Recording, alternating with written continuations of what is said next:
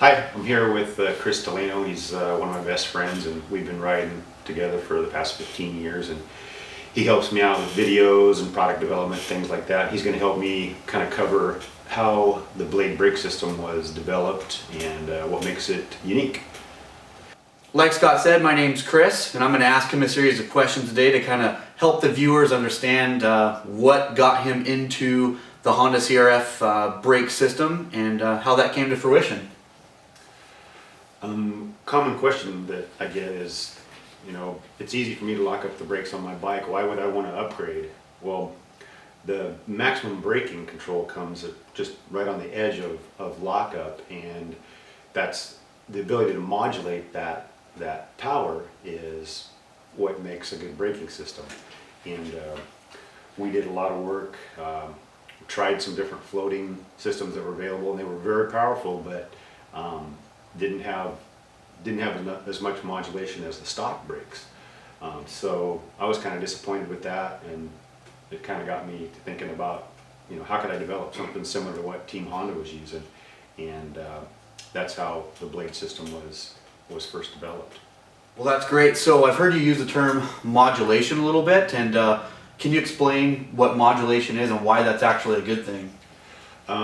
Modulation is the range of application that you can apply the brakes without locking up, and it's the best scenario is to have a wide range of linear modulation, so it's always consistent, so when the brakes are near locking up and you can control that.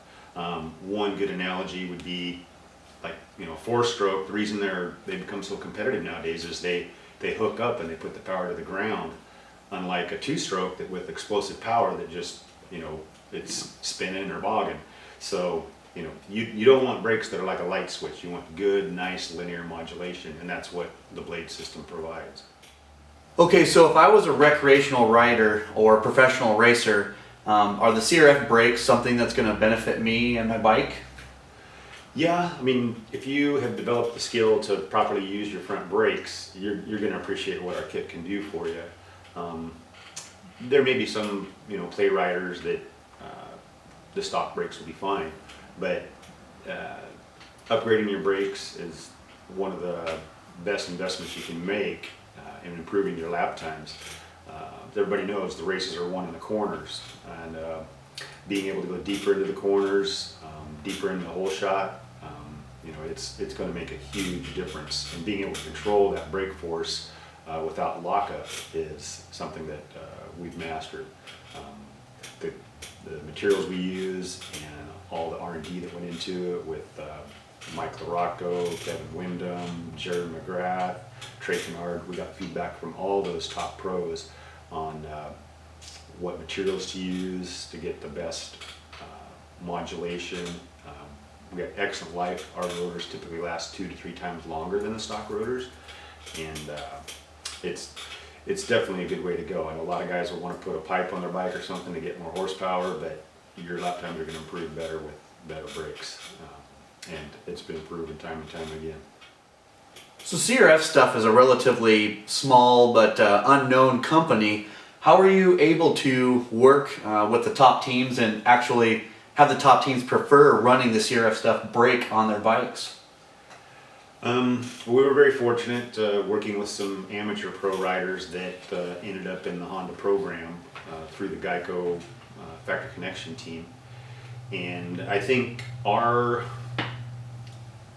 strength is the ability to communicate with the riders and take their feedback and input and improve the product. We're continuously improving it, and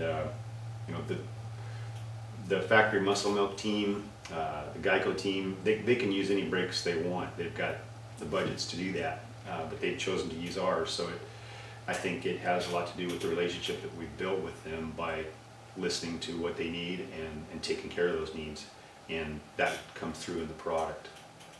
Why doesn't CRF Stuff use a more, I guess you could say, a popular design that's out there with a 2-piece floating rotor? And on the outside it appears to be a little more high-tech, more performance orientated, but what's different about the CRF Stuff kit compared to those 2-piece floating rotors? Well, In our opinion, and through testing,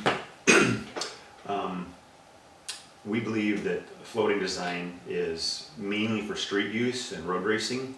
That design was adopted from car racing, and due to the high heat that can be generated by a heavier bike at much higher speeds on pavement where the coefficient of friction is much greater than on dirt, you need to be able to dissipate the heat that is generated into the wear surface.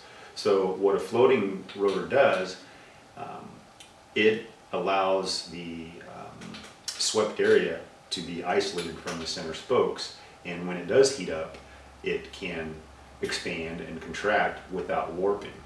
Warping causes pulsing back through the lever and all kinds of undesirable brake effects. So it's great for street bikes and on-road use, but on a dirt bike, there's many reasons why we feel it's not a good choice. A floating rotor has these buttons in it that allow play, and that play is part of the design. They float back and forth. On a street bike, the caliper is fixed and the rotor floats back and forth. On a dirt bike, it's just the opposite. The caliper floats back and forth and the rotor is fixed. And the reason that's important, on a dirt bike, it's not, you may take an impact from a rock or something, and it might slightly bend the rotor, and to account for that, the caliper can move back and forth and still provide good braking force. Another issue is all this play. You take a floating you take a floating rotor and put it on a bike that has a floating caliper. Now every time that you apply the brakes, all that play in the rotor and in the caliper has to be taken up. So that's lever movement that's not doing anything, and it's inconsistent depending on how much float there was of bouncing around, those kind of things. You're going to have inconsistent brake force application. Also, as these things wear, dirt and debris gets in here on these buttons, and it rapidly wears itself out, and that can be dangerous. This rotor here is about 90 days old. It was sent to us by a top amateur pro, and two of the buttons are worn through and ready to fail. If this did fail, the rotor would separate from the carrier, and it could be catastrophic. I don't even want to think about what could happen. Now, maybe the manufacturers of these types of rotors include an inspection process that, every time before a race, you need to inspect that stuff, and there could be specs listed for it, but in our opinion, it's a technology that shouldn't be on a dirt bike. Thanks for touching on some of the comparisons between the floating rotor and the CRF STUFF rotor. Are there any other disadvantages to having a floating rotor on the bike? Due to the materials we use, we're able to make it much lighter. Our complete system of a front rotor and caliper bracket weighs 20 ounces, about the same as the stock 240 millimeter diameter rotor. The typical floating rotor, because of the design, is just a little over 30 ounces, so almost a pound heavier than ours. And the reason that's important is this is unsprung weight. It helps keep the front end on the ground and tracking better, reduces momentum of the wheel when you're braking, all desirable things. Teams will spend thousands and thousands of dollars on titanium fasteners and things to reduce unsprung weight, and here's a way to knock a pound off the front of your bike and improve the braking performance for under $300. Well, this sounds great, Scott. This is excellent information. So if I'm ready to buy and I go to the website, what kind of support can I expect regarding the brake system? Well, you can reach me just about any time. I'm always glad to help with installation, which is exactly just like the stock parts. There's no modifications or anything required. Our warranty is real straightforward. You buy it and try it. If you don't like it, you can return it for a full refund. We've had that since we opened, and to my knowledge, nobody's ever had to take advantage of that. And lastly, durability. the race teams are finding that they're lasting 2 or 3 times longer than the other brake systems they were using. For example, the Geico team is getting over a full season out of a single rotor, which is unheard of at that level of usage. Those guys are extremely hard on them. They ride all week and they're just pounding them, and we're seeing little to no wear. And to be able to do that and still provide real good modulation, it's attributed to the premium materials that we use. So pretty much got you covered in all areas there. So other than going to crfstuff.com, where might I find these rotors? We've got distributors all around the world. You'll find them at tracks all around the country. The top supercross teams are using them. Trey Kennard, Barsha, Wyndham, Tomac, all those guys are running our brakes, and so they're tried and true. Great, thanks.